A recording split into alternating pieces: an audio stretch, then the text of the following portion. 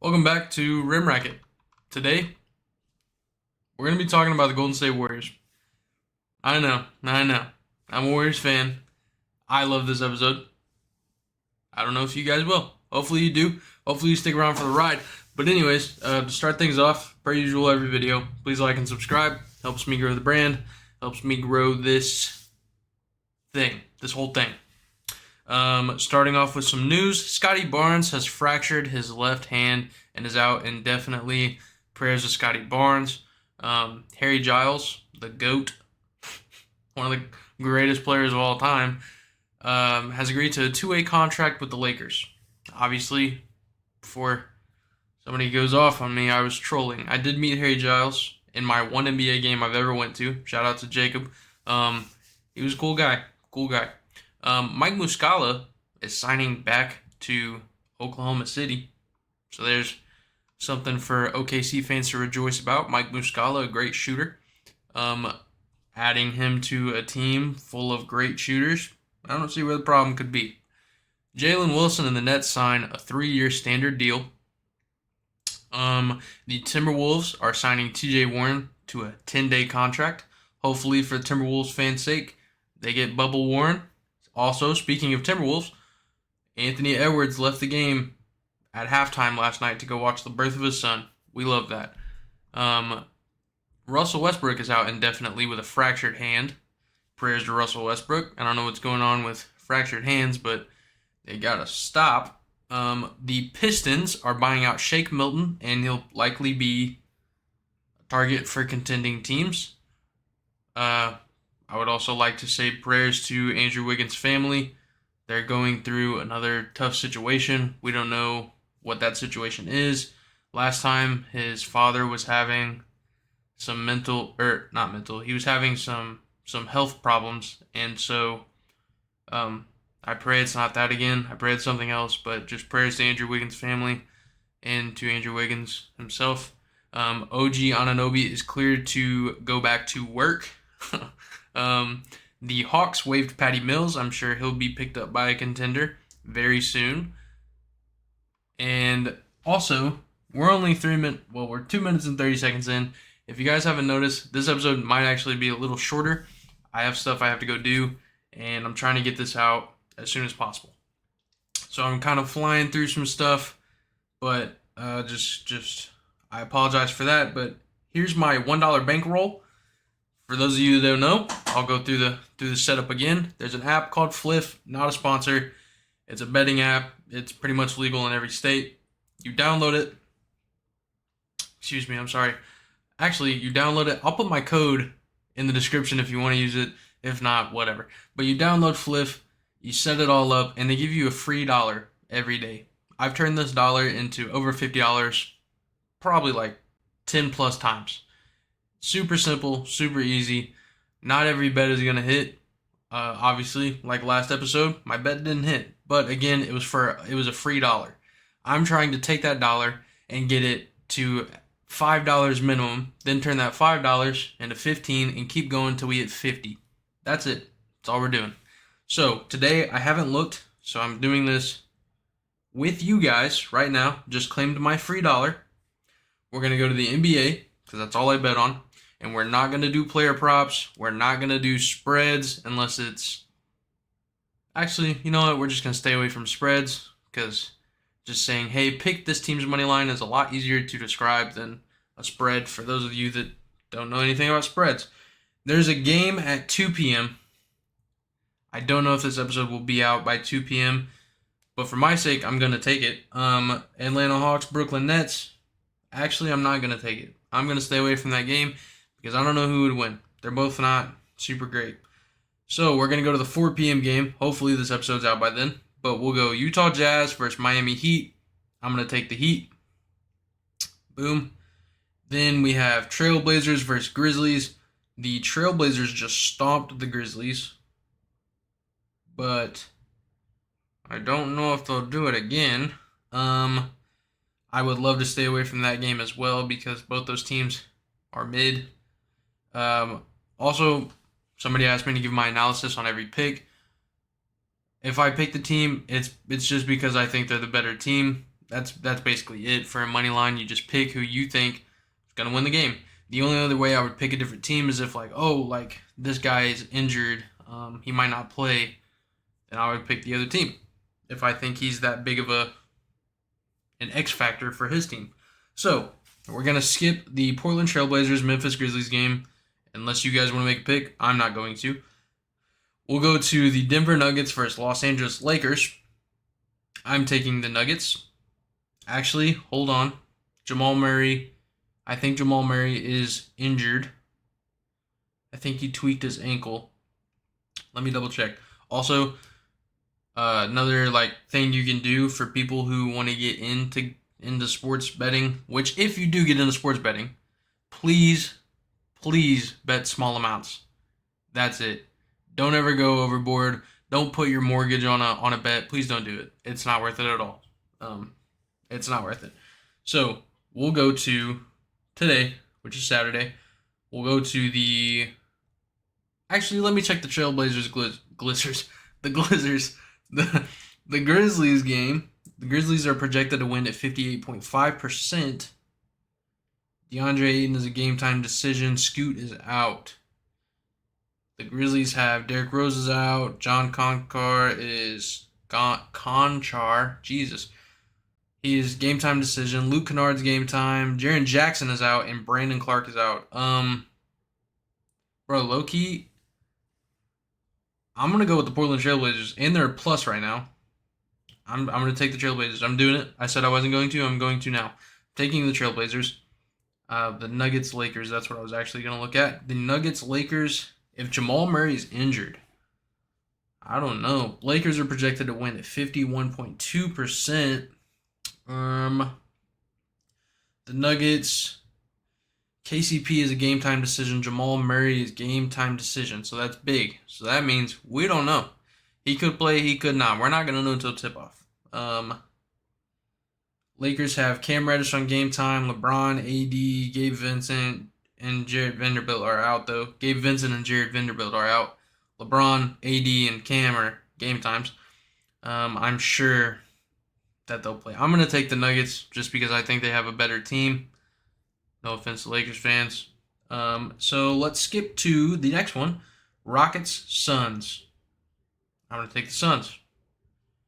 And so it's not a big slate of games. We're only going to have 4 picks, so we're probably not going to hit the $5 mark, but we take, just kidding, with the dollar, if you pick the Heat money line, the Nuggets money line, the Trailblazers money line, and the Suns money line, you could turn your dollar into $5.85 at this moment in time. I don't know what it'll be when the video goes out, but at this moment in time, it'll be $5.85. Again, it's not a huge jump. It's $1. We get $5.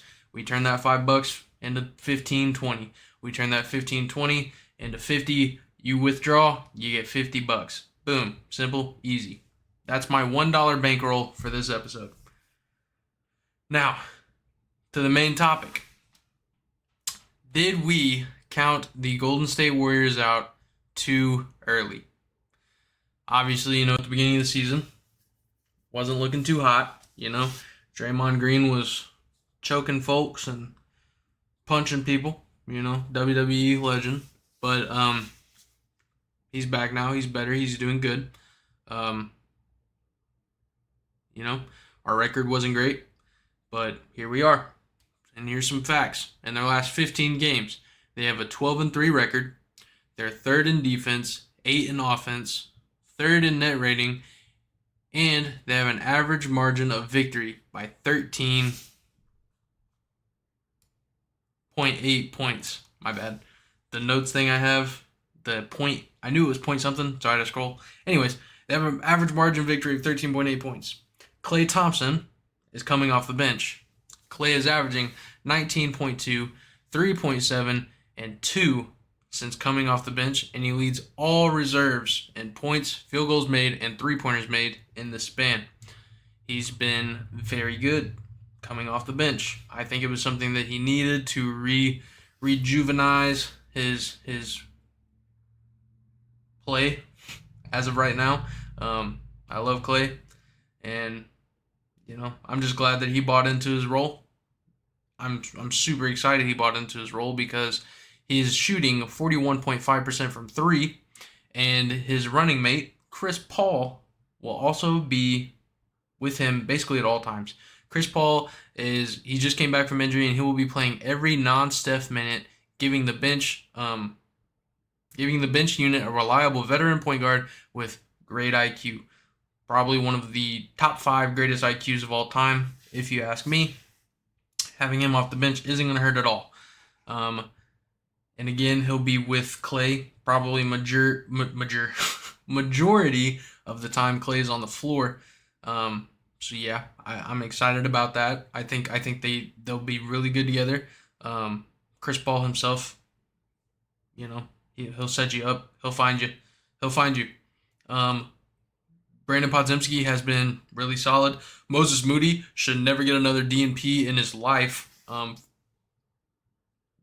gotta stop eating before these episodes, bro. I keep getting these little burps, and I apologize so much. But anyways, Moses Moody, for those of you that don't know, is really good. He can play defense. He can shoot. He has decent IQ. He's not bad at basketball at all. And for some reason, Coach Kerr would not play him, and us Warriors fans don't know why. Like, everybody thinks Moses Moody is good. He is good. It's not that we think it. He is good. He's solid. He's a solid role player, and I think the record with Moses Moody starting, we're 6-1 with Moses Moody starting. That's pretty good. Moses Moody, he deserves a spot on this team for sure. Jonathan Kuminga is a perfect puzzle piece that the Warriors needed. He puts so much needed pressure on the rim and has some range in his game as well. And when he's hot, he can be a mid-range merchant. He's also a super high flyer. Super, super high flyer. He'll catch a lob, you throw it, he'll find it. You give him the ball in the post. He said his favorite player was Kobe. He's been trying to add some Kobe moves to his game. Am I saying he'll ever be Kobe? No, I don't think anybody will ever be Kobe. But you can tell that he definitely watched some film and he loves Kobe and has put some of his moves in his game. Jonathan Kuminga is super, super fun to watch. I'm glad we didn't trade him. I know when we were on the losing streak, it's easy for NBA fans or just fans of sports in general to be like, man, we got to get rid of this guy. He's not playing good, blah, blah, blah, blah, blah. He's bad. Same thing with Andrew Wiggins. I'm not going to lie. I was an advocate to be like, hey, get Andrew Wiggins gone. He's not playing good, get him gone. But it's because I said this last episode. At the end of the day, the goal is to win a championship. I'm not saying I hate Andrew Wiggins. I'm not saying I didn't want him on the team, period, ever. I'm just saying at that time he wasn't playing very good. When he did have a spark there for a minute where he was playing solid basketball. He looked like himself again, and we were damn good. Again, he has whatever's going on with his family, prayers to them. But just an example, Jonathan Kuminga, back to him. Same thing. At a point, I was like, man, he's playing really good. He's also super young. Let's go get Pascal Siakam. Let's go get whoever else we could get. I don't know.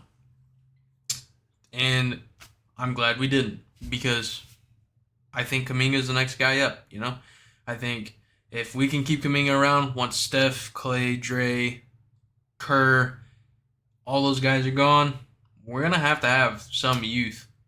I'm not sure how old Jonathan Kuminga would be by then, but I don't think he'd be in his 30s. So he'd still be relatively young on an NBA scale.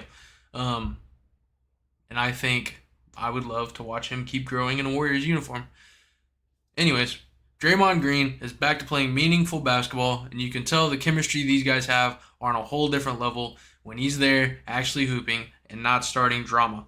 And that's a fact. Even if you don't like the Warriors, even if you hate Draymond Green, you can't deny that Steph, Draymond, Clay, they have some of the best chemistry in basketball history.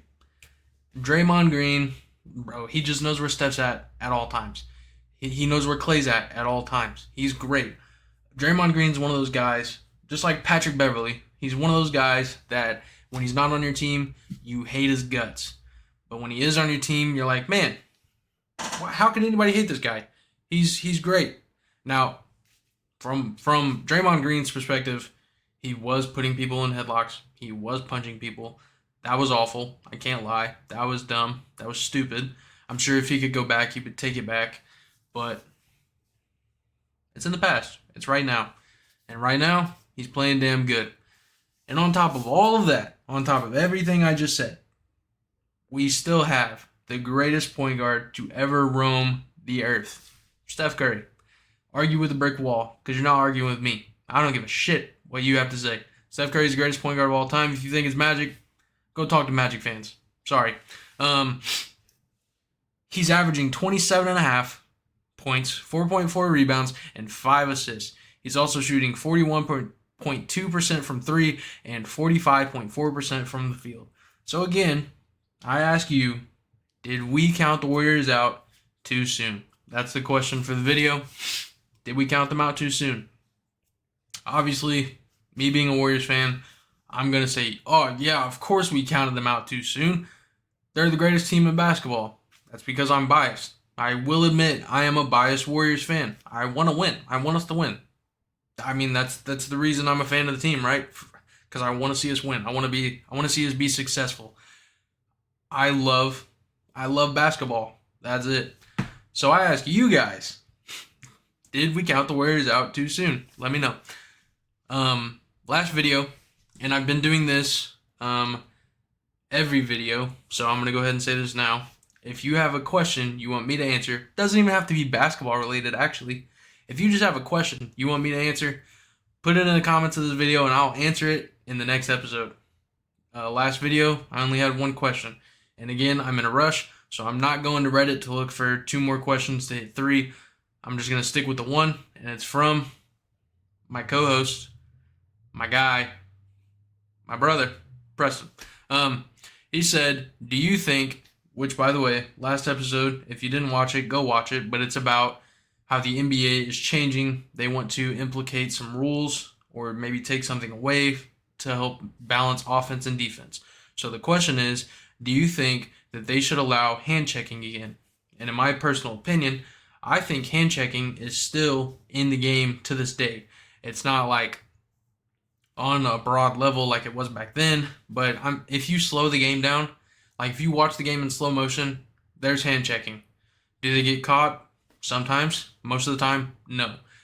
But to just say like, to go to the rule book and say, hey, hand checking, exit out, allow it, I'm positive that you would see a lot more hand checking, like aggressive hand checking. Dylan Brooks would be a menace. As much as everybody hates him, as much as people don't like him, Dylan Brooks would be a menace. Alex Caruso might be Michael Jordan. I don't know. Anyways, do I think they should allow it? Again, I think it's still there, kind of. Sometimes, sometimes we just can't see it unless we slow the game down. I think they should experiment. I know in baseball, in MLB, they have the minor leagues, right? And that's where they do their experimenting, like the robot ump. They'll put it in the minor leagues, see how it does. If it does good, they'll bring it up. Why doesn't the NBA do that with the G League? Get rid of the 3-second rule. See what people think. Does it do good? Does the game, is defense more balanced? If it is, bring it up. If it doesn't work, if we run it a season or 2 and it turns out that it doesn't work, take it away. Hand checking, allow it in the G League. If it works, good, bring it up. If it doesn't, take it away. Simple. Use the G League like the MLB uses their minor leagues. In my personal opinion, I think that'd be great. I think it'd just be great for everybody. And with that, I'll give you a little life outlook. Currently, right now, I'm working on writing a book.